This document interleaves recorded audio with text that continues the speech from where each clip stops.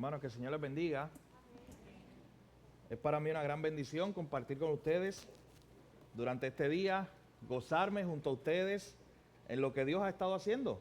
Por los pasados 49 años Dios ha sido fiel, lo hemos cantado esta mañana, hemos cantado que Dios ha sido bueno. Así que para mí es un gran gozo compartir en esta mañana junto a ustedes. Les envío un saludo de nuestra iglesia allá en Ponce. Está muy contento de que estemos celebrando junto a una iglesia hermana.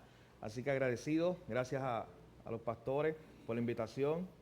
Siempre es un gozo compartir con Pastor Francisco, Pastor Anthony y Pastor Rafael. Así que gracias, hermanos, por la oportunidad que me dan hoy.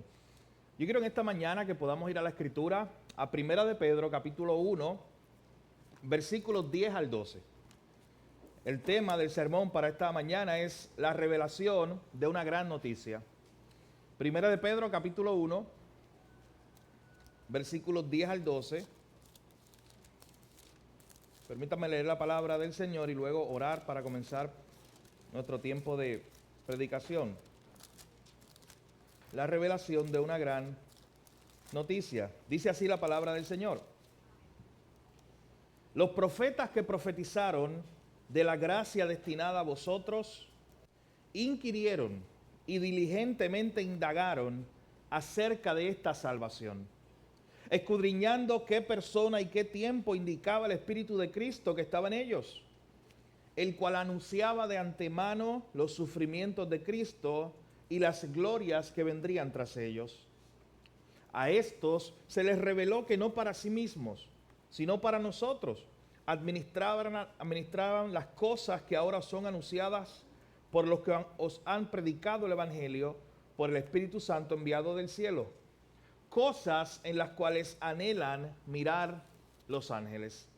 Padre, gracias te damos, Señor, en esta mañana nuevamente. Gracias por tu bondad en Cristo, gracias por tu salvación, gracias porque esta iglesia es testimonio, Señor, de que tú cumples tus promesas, de que tú estás edificando tu iglesia y por 49 años has tenido esta iglesia en este lugar, Señor. Y hoy agradecemos tu fidelidad, tu bondad, Señor. En esta mañana te pedimos que a través de tu Espíritu Santo hables a nuestros corazones y a nuestras vidas. Gracias te damos, Jesús. En tu nombre te lo pedimos todo. Amén.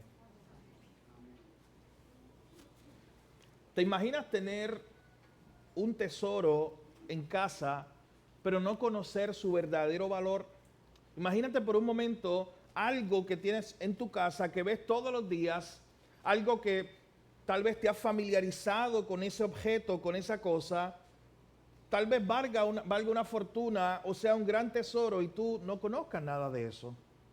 De hecho, en los Estados Unidos en los últimos años han proliferado una serie de programas de televisión donde tú vas con tu objeto, o una reliquia, si queremos llamarlo así, una antigüedad, tú la llevas a ese lugar y hay un experto que te ayuda a conocer cuál es el verdadero valor de eso. Y sabes que la gente termina sorprendida, porque tenían un tesoro en su casa, algo que habían heredado de un abuelo tal vez, un jarrón, un cuadro, una pintura, algo que habían heredado por muchos años, había estado en su casa, había estado en un baúl guardado, pero ellos no conocían que eso tenía un gran valor. Es algo que lo tienen en su casa, que lo ven todos los días, pero están tan familiarizados con eso que ya no causa ningún asombro, que simplemente no reconocemos el valor que tiene ese objeto. En el año 2009, una familia británica le pasó algo muy similar a lo que estoy hablando. Ellos descubrieron que en el garaje de su casa, allí escondido, había un carro. Era un carro muy antiguo de 1937 que un tío lo había dejado allí. Por muchos años ese carro estuvo guardado hasta que ellos descubrieron que era un carro del cual en el mundo entero solamente se habían creado 17 de ellos. Era un carro muy valioso, todos los días le pasaban por el lado, pero allí estaba cogiendo polvo, perdiéndose, porque ellos no tenían idea de cuál era el valor de lo que tenían delante. Era un gran tesoro, pero ellos no lo apreciaban. Era un gran tesoro, pero ellos simplemente ya no se asombraban con él. Mis hermanos, tengamos cuidado en esta mañana, que no nos pase algo similar con la palabra de Dios. Que no nos pase algo similar con la revelación de Dios en Cristo que tú y yo tenemos en la palabra. Que la tenemos en nuestros hogares, hoy día la tenemos en nuestros aparatos de teléfono, se proyecta en las pantallas de televisión, la tenemos por todas partes. ¿Sabe que es un privilegio tener la palabra así, el acceso a ella? pero tengamos cuidado de no tenerla en poco, de familiarizarnos tanto con ella que ya no le damos valor a lo que es la gran revelación de Dios en Cristo a través de su palabra. Y precisamente en esta mañana de eso hablaremos. El apóstol Pedro está escribiendo esta carta a una iglesia, mis hermanos, que estaba sufriendo. Es una iglesia que estaba en persecución.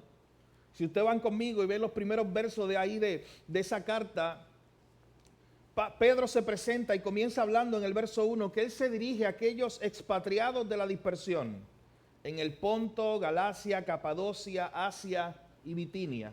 En otras palabras, Pedro comienza la carta diciendo, yo voy a hablarle a ustedes, a este grupo de personas que están dispersas, que están en diferentes regiones de lo que hoy es Turquía, pero que estaban pasando gran persecución.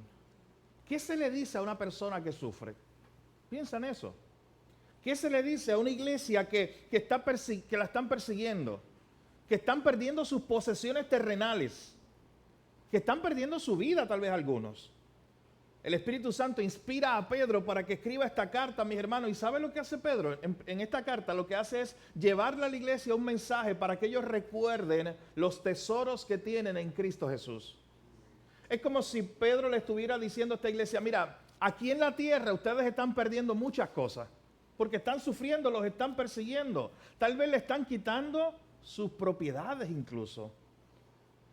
Pero quiero hablarles de algunas cosas que ustedes tienen en Cristo Jesús, que son cosas seguras que ustedes no van a perder nunca. Y por eso es que esta carta empieza hablando de aquellos que son elegidos. En el versículo 2 nos habla de una elección. Luego la carta en el versículo 3, que es el inicio original de ella, comienza con una alabanza. O sea, vamos para atrás, noten esto. ¿Cómo hablarle a una persona que está sufriendo? Pedro lo que hace es comienza a alabar a Dios. Comienza a decir, bendito el Dios y Padre de nuestro Señor Jesucristo, dice en el versículo 3. Pedro comienza con una alabanza. ¿Y por qué Pedro está alabando a Dios? Noten lo que dice desde el verso 3 en adelante. Por su gran misericordia. Porque nos hizo renacer, o sea, estábamos muertos y Él nos dio vida. Él nos hizo renacer y como cantábamos hace unos minutos, nos dio una esperanza. Y todo eso por la resurrección de Cristo. Luego noten el verso 4. ¿Qué nos dio Cristo? Una herencia incorruptible, incontaminada e inmarcesible, reservada en los cielos para vosotros. ¿Ustedes notan conmigo, mis hermanos, lo que está haciendo Pedro? Está tratando de animar a esta iglesia que está sufriendo, que está padeciendo y que le están quitando sus propiedades probablemente y muchas otras cosas. Y les está diciendo, aquí en la tierra tienen mucha necesidad, pero en los cielos, en Cristo, ustedes tienen esto.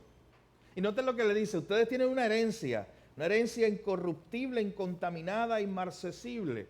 Y sobre todas las cosas, miren la última palabra del verso 4, esa última frase, está reservada. Está reservada, está segura para ustedes. Así que Pedro continúa hablándole a estos hermanos y le dice en el verso 6, alégrense, aun cuando estén padeciendo por algunas pruebas, porque su fe está siendo probada, está siendo refinada, así como el oro. Y entonces nos hacemos esta pregunta. Llegamos al verso 10, que es el pasaje para nosotros en esta mañana, el verso 10 al 12. Nos hacemos esta pregunta, ¿por qué Pedro, cuando le está contando a la iglesia acerca de todos los tesoros que tienen en Cristo Jesús, por qué le habla de esto? ¿Por qué le habla de la palabra? ¿Por qué se detiene a decirle, sabes qué? De todos estos tesoros que tú tienes en Cristo Jesús, seguros en Él, tienes la herencia, tienes la salvación, la elección, fuiste resucitado, renacido.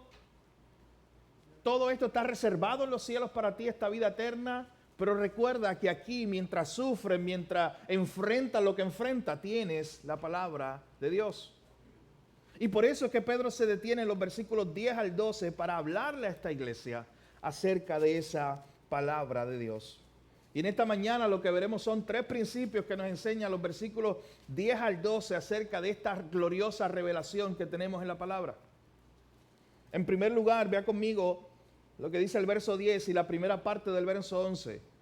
Esta es una revelación que nos ha sido dada. Ese es el primer punto que tenemos que recordar y que Pedro le está recordando a estos hermanos. Una revelación que nos ha sido dada. Esto es un regalo de Dios. Noten la idea de Pedro en el versículo 10.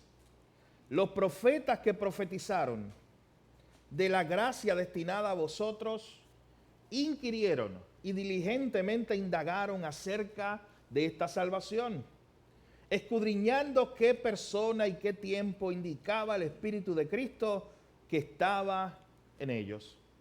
Luego usted va al verso 12 y se nos dice que a estos se les reveló, a estos profetas, que no para sí mismos, sino para nosotros, administraban todas las cosas que ahora son anunciadas por los que os han predicado el Evangelio por el Espíritu Santo enviado del cielo.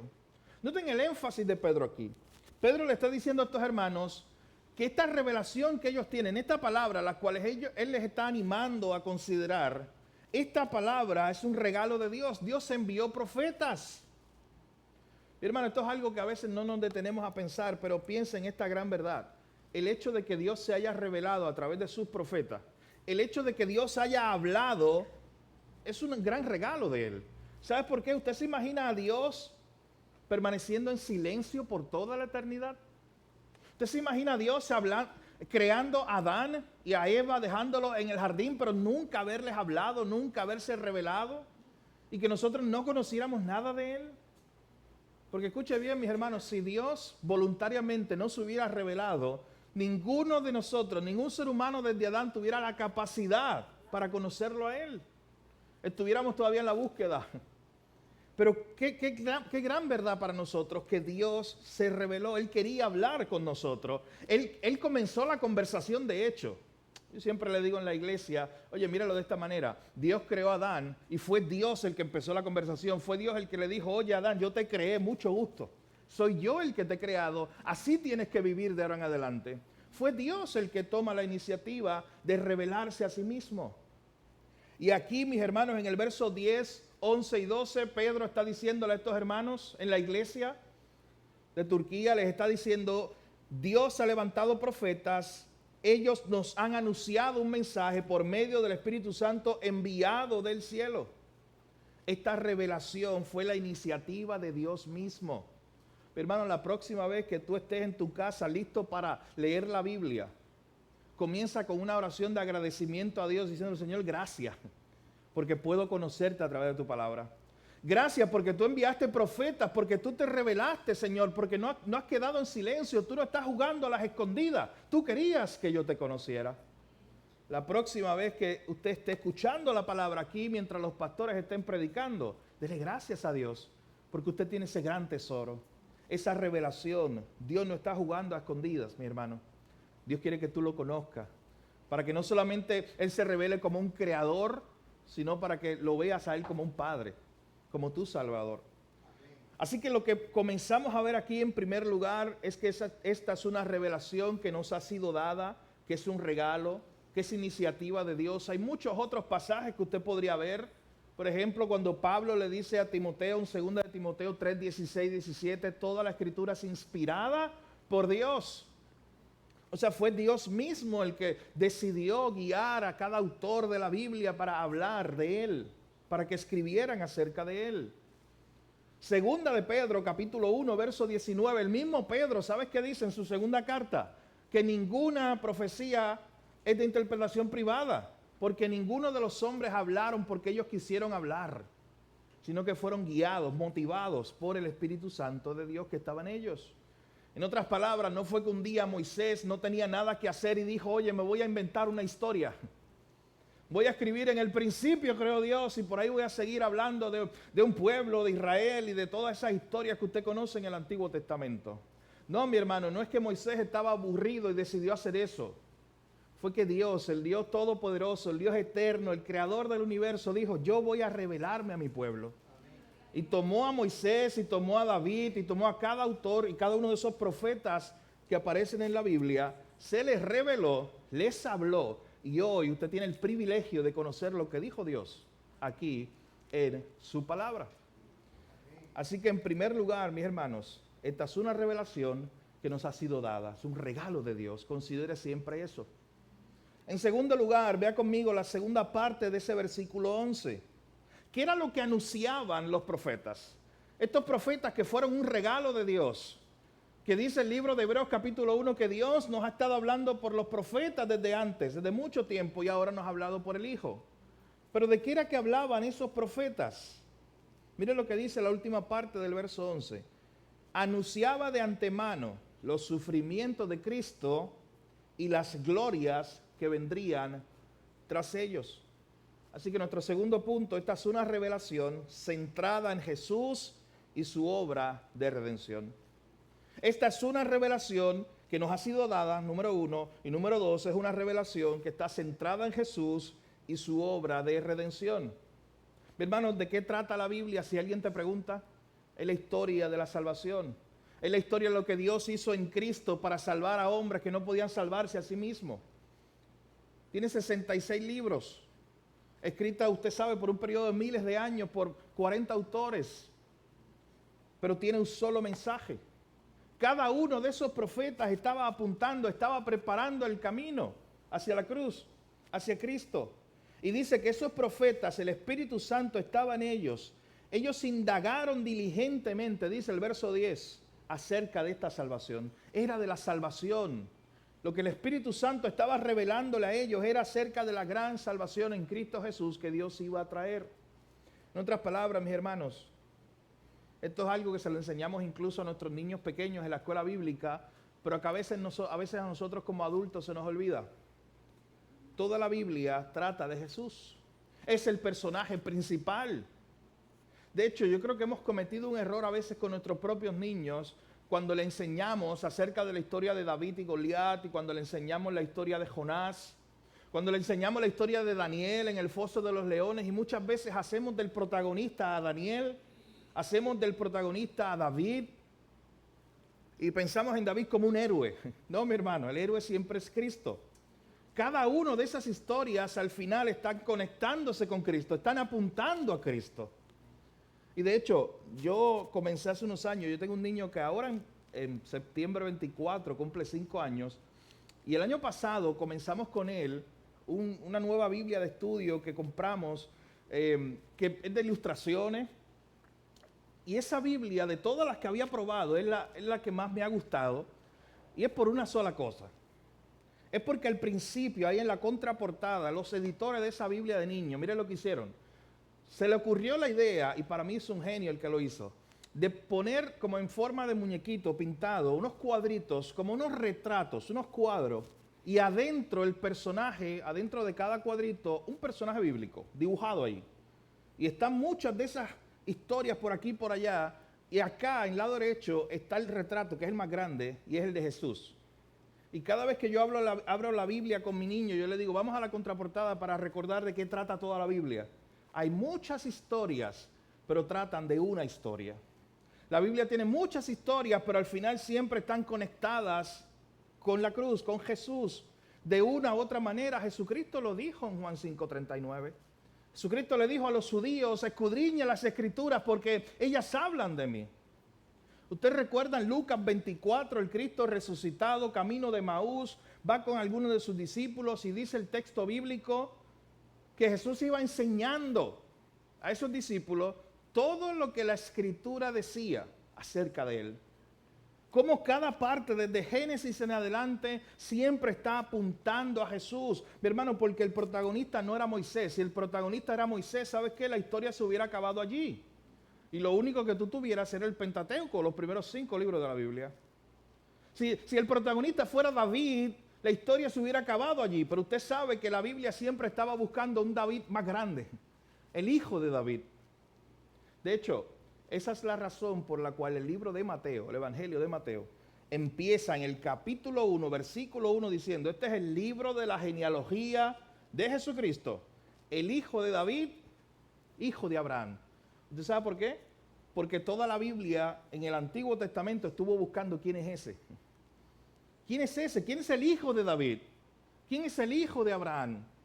¿Quién es ese en el cual se cumplirán todas las promesas? ¿Quién es ese Salvador? ¿Quién es ese que se había prometido la simiente de la mujer allá en Génesis 3:15? Y toda la Biblia desde el Antiguo Testamento está apuntando una y otra vez hacia eso. Así que dice el texto que esos profetas estaban escudriñando, que el Espíritu de Cristo estaba en ellos anunciando de antemano, antes que pasaran los hechos, anunciando los sufrimientos y las glorias que vendrían tras ellos. Mi hermano, toda la historia bíblica trata acerca de eso, trata acerca de Jesús. Fue una revelación progresiva. De hecho, yo le decía a la iglesia, o constantemente le digo a la iglesia allá en Ponce, a nuestra iglesia, que cultiven, a los hermanos, cultiven una mente bíblica. Y miren por qué se lo decía, cultiven una mente bíblica. No solamente estoy hablando del aspecto de pensar como Cristo, estoy hablando del aspecto de que literal conozcan tanto su Biblia, lean su Biblia a tal punto que puedan hacer las conexiones, que puedan empezar a conectar. Oye, mira, lo del cordero que se sacrificaba, eso tiene que ver con Jesús. Mira el sumo sacerdote, y después usted lo conecta en el Nuevo Testamento. Mi hermano, lea a tal punto la Biblia en su casa todos los días, que usted la conozca, y que cuando, el Antiguo Testamento, que cuando vaya al Nuevo, usted pueda ver ahí cómo todo se conecta con Jesús. Hace varios meses atrás yo tuve la oportunidad de invitar a un grupo de jóvenes de nuestra iglesia a la casa. Es que hace tiempo ellos estaban detrás de mí para tener un tiempo como de pregunta y respuesta, de teología y otras cosas. Así que tuvimos ese tiempo muy bueno. Yo no sé en qué me había metido cuando les dije que sí, que íbamos a tener un tiempo de preguntas abiertas con jóvenes, imagínense, todas las preguntas que ellos podían tener. Pero yo recuerdo que cuando terminamos, estábamos en la mesa y estos jóvenes empezaron a hablar acerca de una serie de televisión que estaban viendo en Netflix. Una serie de televisión que ellos estaban viendo. Y ellos estaban como muy animados con eso. Y ellos comenzaban a decir, mira, pues, ¿tú te acuerdas del personaje tal? ¿Y tú te acuerdas que en la temporada 1, en el episodio 23, pasó esto? Y ese dato lo conectaban con lo que había pasado en la temporada 4, episodio 15. Y sabes que ellos no tenían un guión, ellos no tenían el celular en su mano. ¿Usted sabe dónde estaba eso? En su cabeza. Y yo me detuve por un momento, porque ya habíamos terminado la sesión de preguntas. Y yo me detuve, me senté otra vez con ellos y les dije, oye, esa es la mente que tienen que tener para la Biblia. ¿En qué sentido? En el sentido de que así mismo, naturalmente, tú puedas conocer cómo toda la Biblia y todas las historias se conectan con Jesús. Que tú puedas decir, mira, sí, yo sé que la historia de Jonás se conecta con Jesús de esta manera. La historia de David se conecta con Jesús de esta manera. Y puedan tener un panorama en su mente. Mi hermano, porque todas las historias dicen que todo lo que el Espíritu de Cristo estaba enseñándole a estos profetas, anunciaba de antemano, dice el verso 11, los sufrimientos de Cristo y las glorias que venían tras ellos. Así que esta revelación está centrada en Jesús y su obra de redención. Mi hermano, y noten esos dos aspectos tan importantes que no podemos pasar por alto. Esos profetas estaban ya, o ya se le había anunciado a estos profetas los sufrimientos de Cristo. Y usted sabe todas las ocasiones en la Biblia donde se habla de los sufrimientos de Cristo, del Salvador que vendría a morir. Usted recuerda incluso Isaías 52 y 53, hay pasajes gráficos que nos dan detalles de cómo sufriría nuestro Salvador. Ya ellos se le había revelado esos sufrimientos, pero ¿sabes qué? Noten lo que dice el verso 11, no solamente se le había revelado a los profetas que Cristo vendría a sufrir. Noten que a los profetas se le había revelado algo más, las glorias que vendrían tras esos sufrimientos. ¿Y sabes qué? De eso se trata el Evangelio. Literalmente tomar a Cristo y ver a Cristo y lo que hizo desde el pesebre hasta la cruz y luego su resurrección al tercer día, ascensión a los cielos. Toda esa obra estaba profetizada. Toda esa obra de salvación en Cristo, todas esas glorias que vendrían tras ellos. Todo ese es el mensaje de la Biblia. Y Pedro le está diciendo a estos hermanos que están sufriendo y que están en necesidad. Oye, ustedes padecen de muchas cosas hoy, pero recuerden algo por un momento. La herencia que tienen en Cristo Jesús. Y recuerden esto que tienen aquí. Tienen la palabra de Dios. Tienen la revelación de Dios. Esta revelación que Dios dio a través de los profetas. Esta revelación que trata acerca de Cristo, de sus sufrimientos y las glorias que vinieron tras ellos. Piense por un momento. ¿Cómo recibiría la iglesia original este mensaje? Una iglesia que estaba sufriendo y podía decir, oye, mi Salvador es un Salvador que también sufrió. Pero su historia no acabó allí. Esto le traería esperanza a la iglesia porque ellos sabrían precisamente lo que Pablo le dijo a los corintios en 1 Corintios 15, que si Cristo no resucitó, mira, vámonos cada uno a la casa. no hay nada que hacer, no hay esperanza. Pero como Cristo resucitó, todo cambia. Como Cristo no se quedó allí porque la muerte no pudo retenerlo, todo cambia ahora, todo es diferente. Ahora hay esperanza en esta vida, pero sobre todas las cosas, en la próxima, en la vida eterna. Hay esperanza en Cristo Jesús. Así que estos hermanos podrían recibir con ánimo estas palabras que le decían, Cristo también sufrió, como hoy ustedes están sufriendo, pero mira lo que pasó después de la cruz. Él se levantó de los muertos, Él resucitó, Él venció el pecado, Él venció la muerte, pero primero tuvo que pasar por la cruz. Así que mis hermanos, esta es una revelación que nos ha sido dada, es un regalo de Dios. En segundo lugar, esta es una revelación que está centrada en Jesús y su obra de redención. Como les decía, en este punto yo les animo a que ustedes una y otra vez cultiven una mente bíblica a tal punto de que puedan ver cómo se conecta Génesis hasta Apocalipsis. Usted sabe que la Biblia comienza con un jardín, comienza con ríos y un árbol, y cuando usted va al último capítulo de la Biblia hay ríos y un árbol. Como la idea literalmente de que Dios está restaurando todas las cosas. De hecho, ¿y sabes qué dice en el último capítulo de la Biblia? Y ya no habrá más maldición. Ya no habrá muerte, llanto ni dolor. ¿Qué está en el medio entre Génesis y ese jardín original y Apocalipsis? Ese último mensaje que se nos da acerca de las glorias que han de venir después. Está Cristo, está su revelación, está la obra que Él hizo en la cruz, está aquel que vence la maldición, el pecado y la muerte para siempre. Así que mis hermanos, esta revelación que tenemos se trata de la noticia más asombrosa de salvación que podemos escuchar. Esta revelación se trata de Cristo. Y de hecho, noten que por 49 años que ustedes han estado aquí predicando desde un púlpito, una iglesia que por 49 años ha estado en un lugar, ¿sabes qué ha estado haciendo? Ha estado siendo testigo y testimonio de esto. Ha estado por 49 años predicando este glorioso mensaje de salvación, la noticia más asombrosa del mundo. De hecho, yo quiero que ustedes se vean de esa manera, porque la Biblia los ve a ustedes como iglesia de esa manera. Pablo le habla a Timoteo y le dice, mira, la iglesia es como una columna y baluarte de la verdad. ¿Y usted sabe qué hace una columna y un baluarte? Es poner algo en alto, es sostener algo. Es la idea de que ustedes están aquí en este lugar sosteniendo en alto esta revelación acerca de Cristo, para que todas las personas que entren, incluso la comunidad cercana, escuchen que solo en Cristo hay salvación y que toda la Biblia trata acerca de ese mensaje glorioso. También me gusta lo que dice Pablo en Efesios 3:10, la misma idea. Pablo le dice a la iglesia que en Éfeso que Dios ha estado revelando el misterio a través de la iglesia, dándolo a conocer. Dios tiene esta iglesia aquí, mi hermano, para dar a conocer lo que era antes un misterio, lo que antes no se había revelado, pero ahora en Cristo se ha revelado. Ustedes están aquí, mi hermano, como un faro por 49 años y gloria a Dios por eso. Es un testimonio para la comunidad. ¿Y usted sabe qué? Que la comunidad los pueda conocer y la comunidad, la gente que vive al frente, en las esquinas, los que pasan todos los días por esta carretera y puedan decir, allí es un lugar donde se adora a Dios en Cristo, donde se predica la palabra de Dios y que cualquier persona, mi hermano, que venga a este lugar sepa que aquí se va a enseñar la revelación de Dios, la palabra de Dios. Y vuelvo y repito, gloria a Dios por eso, que por 49 años este lugar ha sido testimonio para esta comunidad, para este pueblo y para esta región, acerca de lo que hizo Dios en Cristo, de esta revelación. Así que mis hermanos, esta es una revelación que nos ha sido dada, es un regalo de Dios. En segundo lugar, es una revelación centrada en Jesús y su obra de redención. Y por último, tercer lugar, esta es una revelación que es digna de admiración. Esta es una revelación que es digna de asombro, mis hermanos.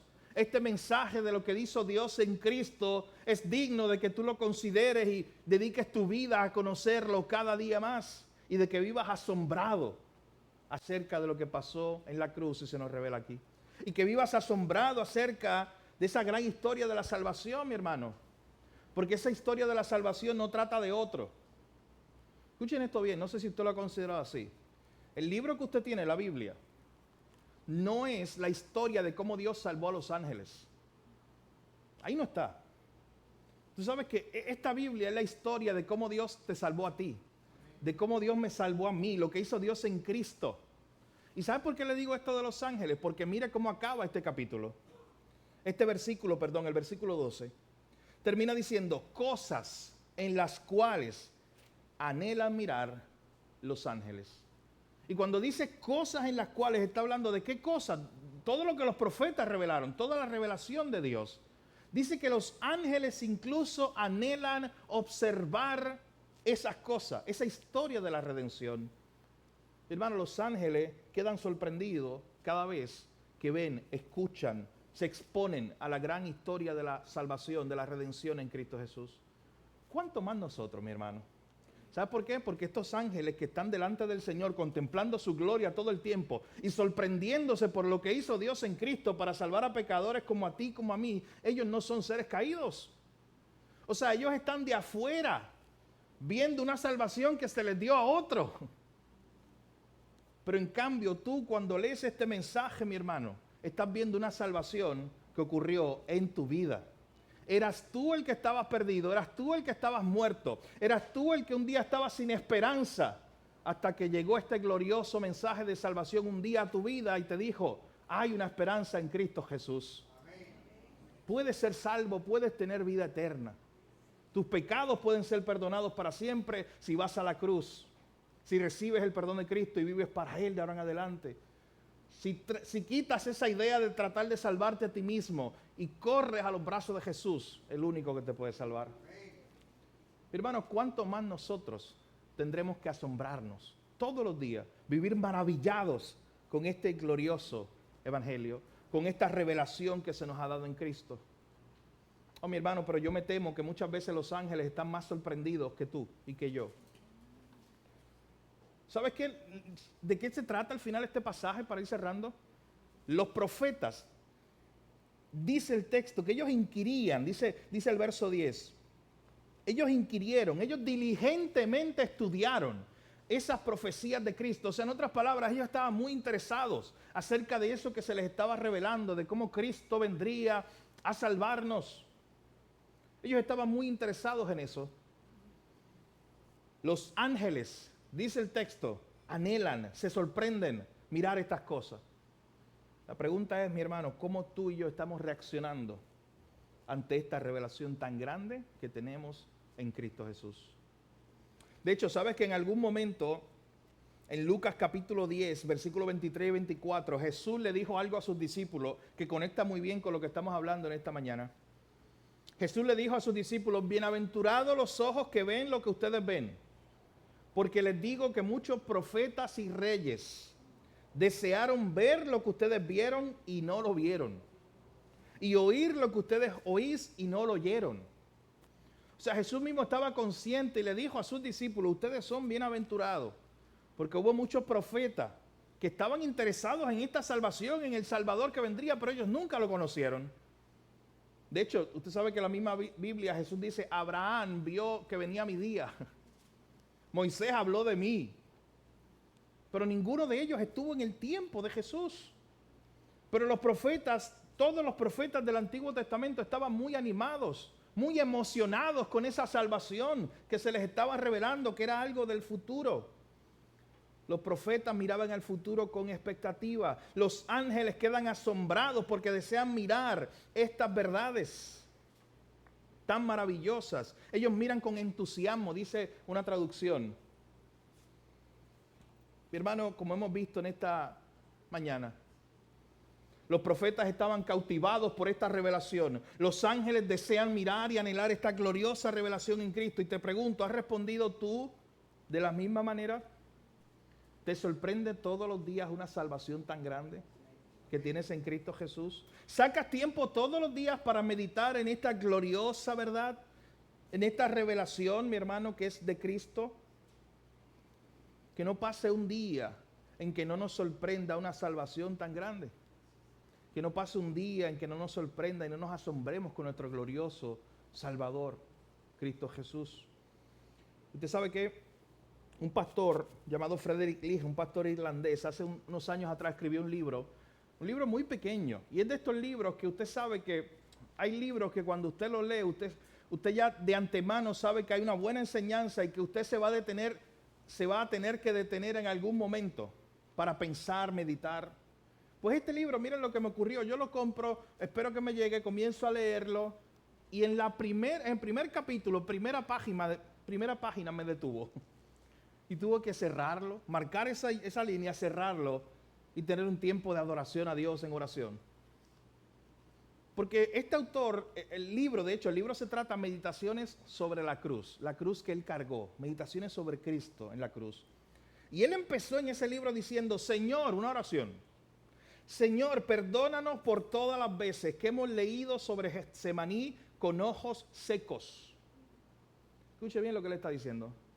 Señor, perdóname por todas las veces que yo he escuchado una vez más la misma historia de Adán y Eva, de Moisés y de David, la misma historia de Jesús, incluso la historia de cuando fue a la cruz, y ya eso no me hace nada. Señor, perdónanos porque ya leemos la historia de la cruz como si fuera la última historia del periódico. Una historia que tal vez no es relevante para mí. Señor, perdónanos por todas las veces que hemos leído sobre ti con ojos secos. Es una oración que yo creo que podemos hacer también esta mañana. Señor, perdóname por todas las veces que he pasado por alto esta gloriosa revelación que yo tengo aquí en tu palabra. Señor, perdóname porque ya no me asombro como tal vez me asombré la primera vez cuando supe de ti, cuando supe de la cruz y de lo que había pasado allí. Cuando supe que yo era perdonado y que era ahora hecho tu hijo. Usted sabe que a mí me pasó algo muy similar hace unos años atrás.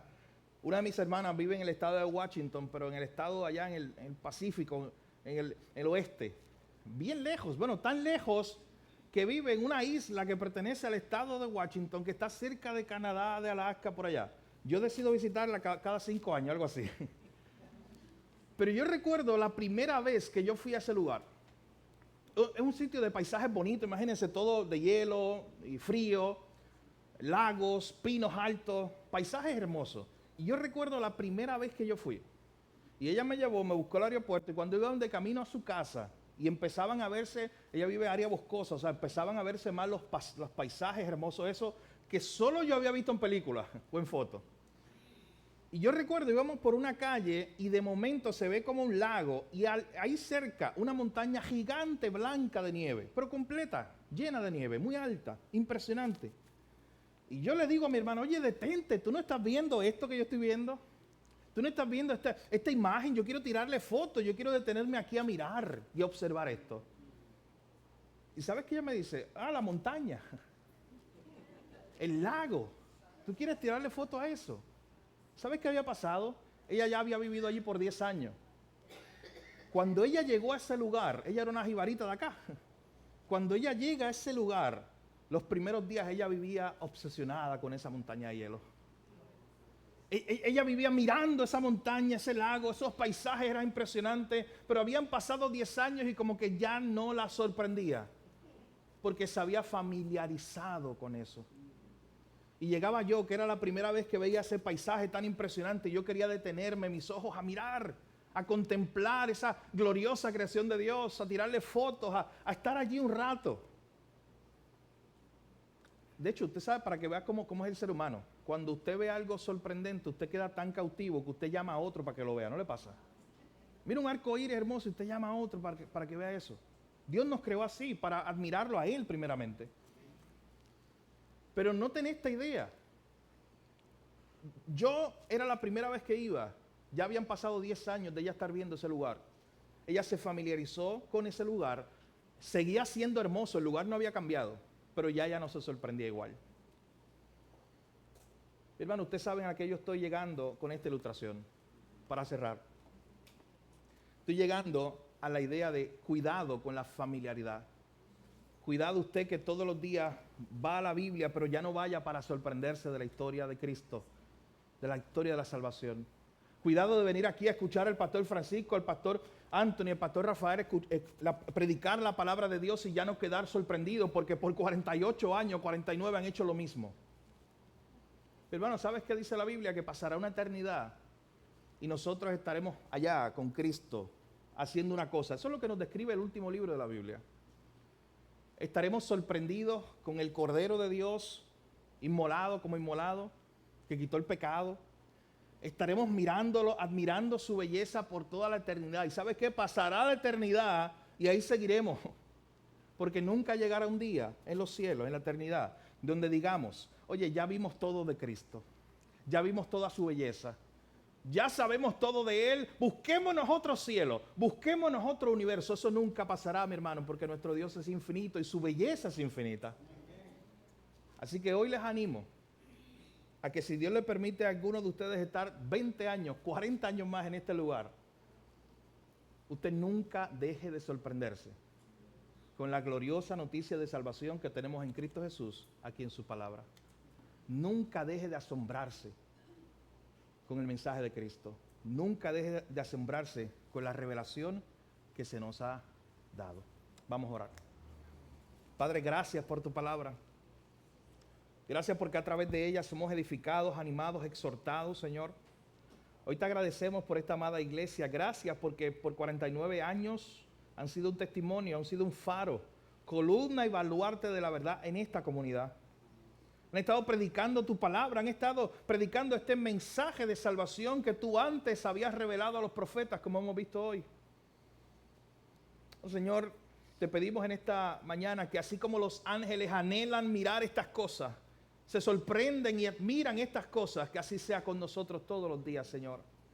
Que nunca nos familiaricemos a tal punto que ya seamos indiferentes a la historia de salvación. Oh Señor, que pasen 20, 30, 40 años más en esta iglesia, pero que podamos seguir asombrándonos como el primer día con la cruz. Asombrándonos con esa historia que nos dice que estábamos muertos en nuestros delitos y pecados, pero que en Cristo hay salvación y vida eterna a través de la fe en Él. Señor, gracias por tu palabra, que todos los días cuando la consideremos, cuando vayamos a meditar en ella, empecemos agradeciéndote porque la tenemos en primer lugar, porque tú la has revelado, porque es un tesoro, que la valoremos como un tesoro y vivamos asombrados como el día 1. Gracias te damos por tu palabra, gracias por Cristo, en tu nombre Jesús oramos y te lo pedimos todo. Amén.